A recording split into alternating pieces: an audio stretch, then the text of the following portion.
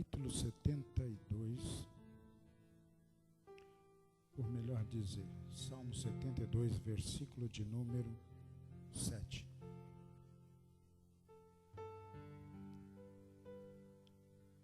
E depois você volta algumas páginas, Jó 29.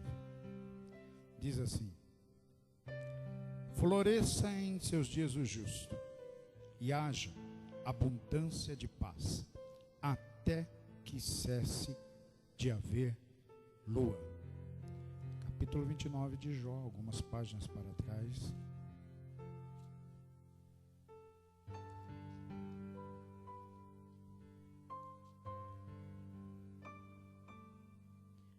Versículo 2 diz assim: ah, quem me dera ser como fui nos meses do passado, como nos dias em que Deus me guardava, quando fazia resplandecer a sua lâmpada sobre a minha cabeça, quando eu, guiado por sua luz, caminhava pelas trevas, como fui nos dias do meu vigor, quando a amizade de Deus estava sobre a minha tenda.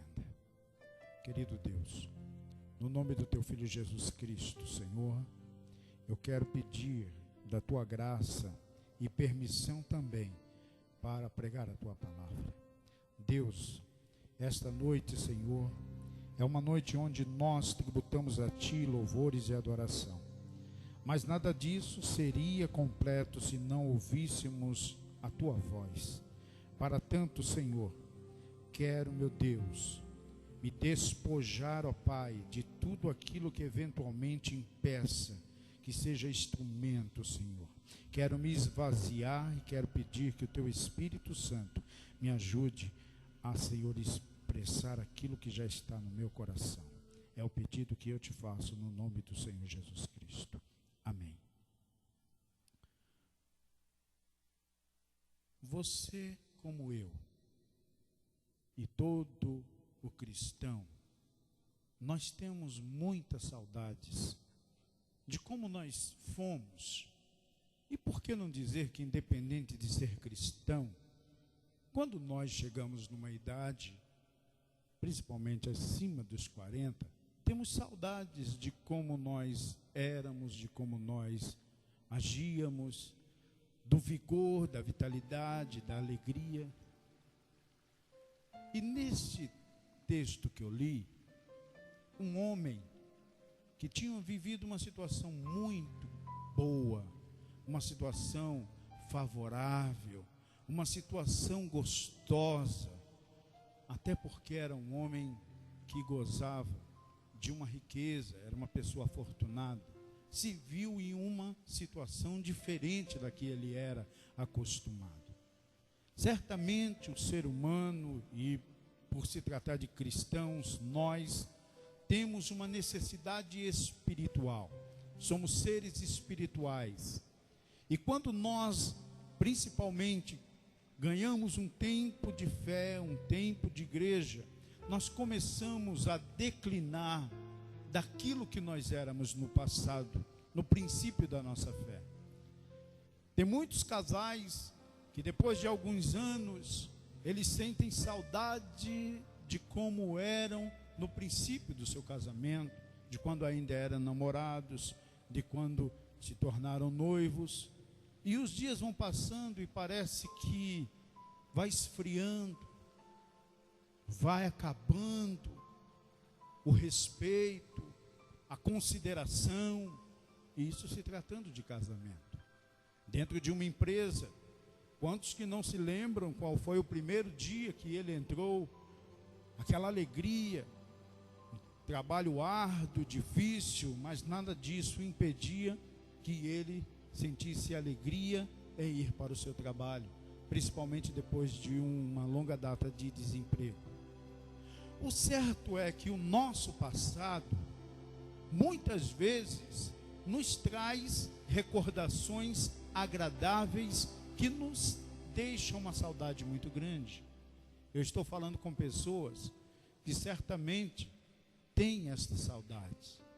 Algumas pessoas vivem de passado. Algumas pessoas contam e percebe-se na expressão facial, ele enche a boca para dizer como ele era quando ele orava, o que Deus fazia, o que acontecia. Mas o certo é que a condição desta pessoa, no momento atual, reprova ele totalmente. E se ele não se agarrar no passado, ele certamente deixa de exprimir a sua fé a Deus. Algumas pessoas, o presente, ele é comprometedor. O presente da pessoa, o momento que ele está vivendo, é um momento de turbulência. E por causa disso, a única coisa que algumas pessoas dispõem é o passado. Elas não acreditam em si. Elas não acreditam. Tem algumas pessoas que ainda dizem, para que se preocupar com amanhã, se ele termina depois de amanhã? Como se não houvesse nenhuma esperança, como se fosse uma incógnita, algo ilusório, uma utopia, porque nunca vai se tornar realidade. E ao invés de projetar para o futuro, ele se lembra do passado com saudades. Jó, este homem que era fiel a Deus, ele se viu em uma situação de desespero, porque a pobreza, ela é suportável. O desprezo, ele é suportável. Muitas vezes, a situação financeira de dificuldade, ela é suportável. Mas este homem estava vivendo um problema na própria pele. Tem pessoas que não aguentam uma dor de dente, uma dor de cabeça. E a Bíblia diz que Deus permitiu que Satanás tocasse na pele de Jó, na carne de Jó. E tem pessoas que pensam que foi uma leprinha, uma coisinha assim, como se lepra fosse muito ruim. Mas o diabo, ele veio para cima da vida de Jó com toda a sua ira, porque Deus havia olhado para Jó e dito a Satanás: viste o meu servo Jó? É mais ou menos como se eu chegasse para uma das minhas filhas e começasse a elogiar muito a outra, dizendo que os atos dela, as atitudes dela me convencem, me agradam, e começa a criar um certo ciúme. No caso de Satanás foi muito mais do que isso, foi uma ira muito grande. Ele viu a sua situação de queda, de falta de comunhão com Deus, e Deus elogiando um homem, um ser humano, um mortal, cheio de imperfeições. E aí ele diz bem assim, talvez ele tenha dito isso para aqueles que têm procurado agradar a Deus. Disse assim: mas também tu dá tudo para ele, ele tem riqueza, ele tem uma ótima família, quem não vai te servir tendo tudo isso? E Deus diz: então vai, tira tudo que ele tem. A Bíblia diz que de repente veio um terremoto, caiu sobre a casa onde seus filhos estavam festejando, e morreram todos os filhos. Todos os seus animais foram roubados, caiu fogo do céu e consumiu aqueles animais que estavam no campo, e ele ficou pobre. E aí ele continuou fiel a Deus. A Bíblia nos relata que quando Deus disse: viste, não é a riqueza. Ele disse: mas com saúde, até os pobres, eles conseguem ser fiel a ti. E ele disse: eu vou te mostrar. Ele não é fiel pelo que ele tem e nem pela sua saúde. É porque o caráter dele, no seu coração, está impregnado o meu nome, e por isso ele me agrada. A Bíblia diz que Deus disse: vai lá, tira a sua saúde, só não toca na sua alma. O diabo veio com tudo em cima dele, e ele ficou enfermo com as piores enfermidades que existiam. A Bíblia diz que ele tinha que repousar sobre as cinzas, e ele se coçava com caco de telha, de tantas dores. E para que quando ele se cobrisse para se proteger do frio, não viesse grudar nos lençóis ou nos cobertores, ele deitava sobre a cinza, e a cinza não permitia que aquela pele umedecida grudasse nos lençóis. O que eu quero dizer com isso? Talvez você está enfrentando uma dificuldade e você ainda não percebeu que o que está acontecendo não é para a sua derrota, não é para a sua tristeza. Talvez você, naquele ímpeto, naquela vontade maravilhosa de servir a Deus, você deu muito trabalho para o diabo. Você enfureceu o diabo e com isso, ele tem querido tocar na sua vida. E Deus conhece o seu coração. Ele sabe até onde você pode ir, até onde você vai aguentar. E a Bíblia nos relata que tudo aquilo que acontece conosco é para a glória de Deus.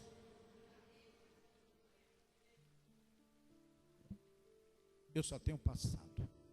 O meu passado eu gosto dele. Mas eu gostaria de dizer, Jó demorou a entender que aquele passado, tudo aquilo que ele viveu, era muito bom e muito importante, mas não era tudo que havia Deus reservado para ele. Os seus amigos condenavam ele. Quantas acusações você tem recebido? Quanto desprezo você tem recebido?